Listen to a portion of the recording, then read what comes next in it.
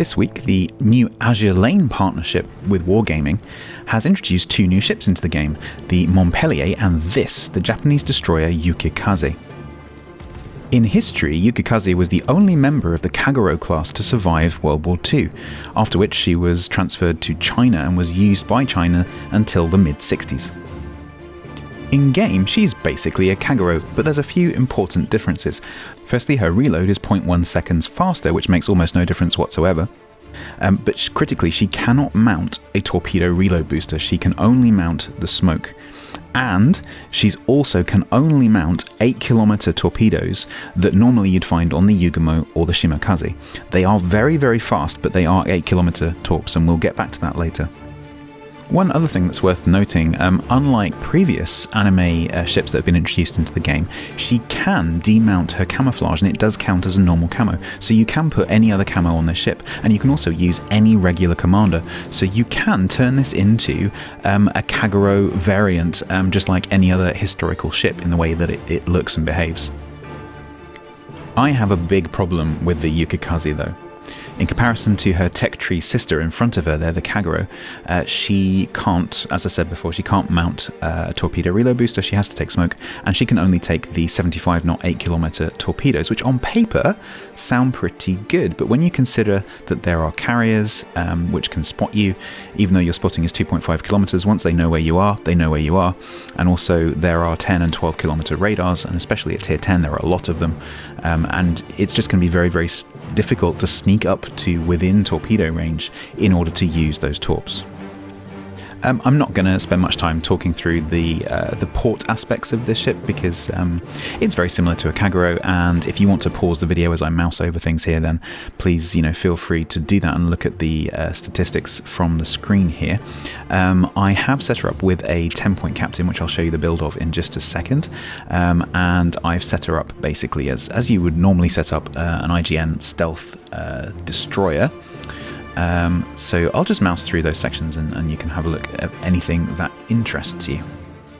It's worth pointing out that the Japanese guns are now much better than they used to be, and also it's also worth pointing out that her AA is non-existent, so you may as well just leave it turned off basically. The concealment of Yukikaze and Kagero, obviously very, very good for the tier, or the tier region, but as you're going to see, it's not going to help very much in the match that we're about to watch. That's how I've set up with a 10-point commander. Notice that I've gone for concealment and superintendent for the extra smoke, which you'll definitely need when there's carriers around. I'm going to show you a replay now. Now, it's not an amazing replay. It certainly was quite disastrous. And the reason I want to show you this is that I think you're going to have this kind of matchup in this ship very regularly. Not all the time, maybe. Sometimes you'll be in a tier 6-8 match. Sometimes there won't be any radar. Sometimes there won't be a carrier. But this is very much a tier 10 match. There is a carrier and there are multiple radar ships. And with 8-kilometer torpedoes and no other option other than 8-kilometer torpedoes, you are really going to struggle to do anything other than just vague spotting, because getting close enough to actually torpedo something unless it's rushing at you is very, very difficult. These torpedoes are very, very fast, but you are not very fast, and radar is the speed of light. So you're going to have to go into radar range in order to use your torpedoes in a tier 10 match. It's almost a certainty. So you will be radared. If the carrier finds you, they will keep coming back because you're going to be ahead of your cruisers. The only tip I can give you in this is probably the hardest destroyer in the game now to play with carriers and radar. So, if you're up for that challenge, then good on you. But personally, I would rather have the tech tree Kagero that can take the more long-reaching torpedoes. So I'm going to jump ahead a little bit now to when we get over to the other side. I'm just at the moment... Oh, actually, no. I'm going to wait until the carrier goes past because I'm just going to show you what I do to deal with this carrier. So first of all, I'm not charging straight ahead. I'm actually going towards my own teammates on the flank here. I'm not heading off on my own. I can see the planes coming, so I'm trying to get around to that Seattle to get a bit of AA support and try and scare off the fighters if they do manage to come over me. They do spot me. I don't bother turning on my AA because I'm likely to forget to turn it off and it's not very effective anyway. And what I do here is I slow down and turn in, and fortunately he misses. I was trying to juke, but I think he just missed. And now what I'm trying to do is basically go and hug that Seattle, and then you can see he gets scared and goes away. And so I'm going to try and stay in vicinity of these cruisers here and that Vladivostok for a bit of AA support. I'm not going to go wandering off on my own too much unless I'm confident that the carrier has lost interest in me. Okay, let's just skip ahead a couple of minutes. So we rejoin the match a couple of minutes later. This Salem has pushed up behind this island into quite a nice little preventative position here to stop them flanking around. And there's some radar cruisers that have pushed up.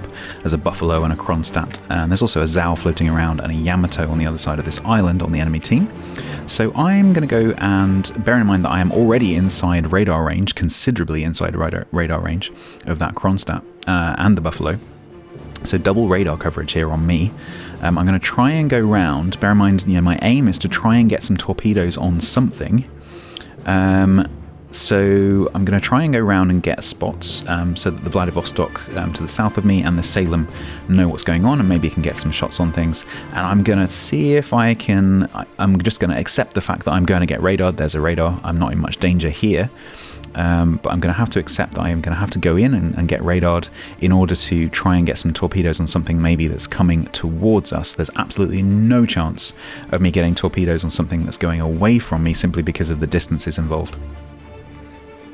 My main role here really is just going to be spotting, which is frankly just a little bit boring, spotting and dodging around the edge of the radar. I could rush up to them, but as soon as one of them pops the radar, that's it. There's 3 ships shooting me, maybe 4. And there's a Buffalo and a Kronstadt there, and they're going to keep me double radars. This is basically worst case scenario. Oh, and there's a carrier who can turn up at any moment, although he doesn't actually. But he could very easily have come back looking for me, especially if one of the radar cruisers pops their radar and then starts pinging the map, which is quite likely to happen. So I can't risk pushing up too far because of that. I need to stay close to the Salem for the AA support that he's giving me.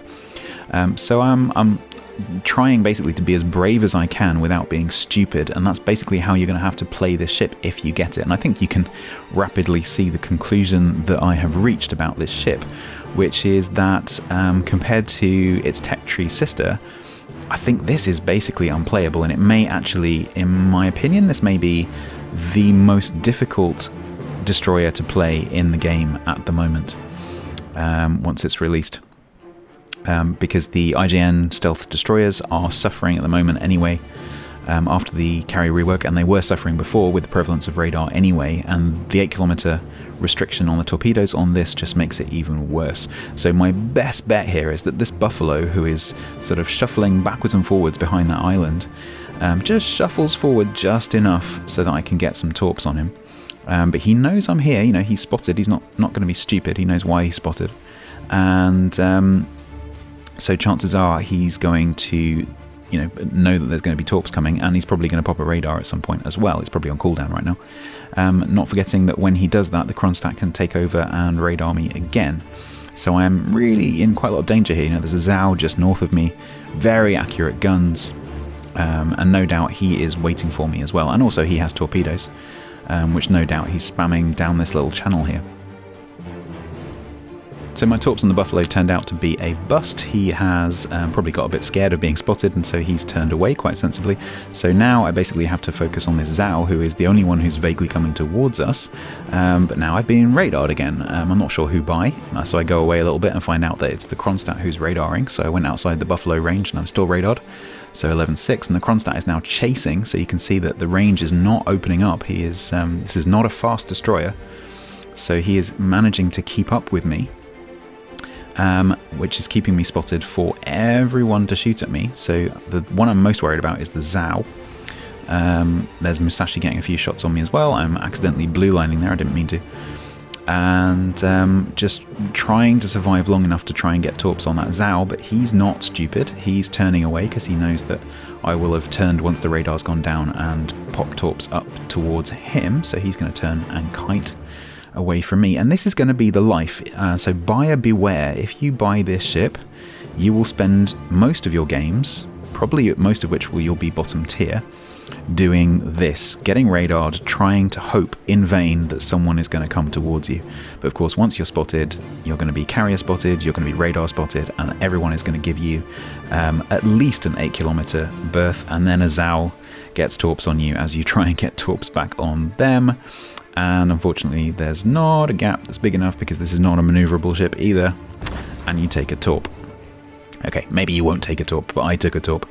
But that general experience, I think, is going to be pretty common if you get this ship. So by all means, get it. If you like Japanese destroyers, go ahead. It'll be in the shop. If you're watching this, it should be in the shop already.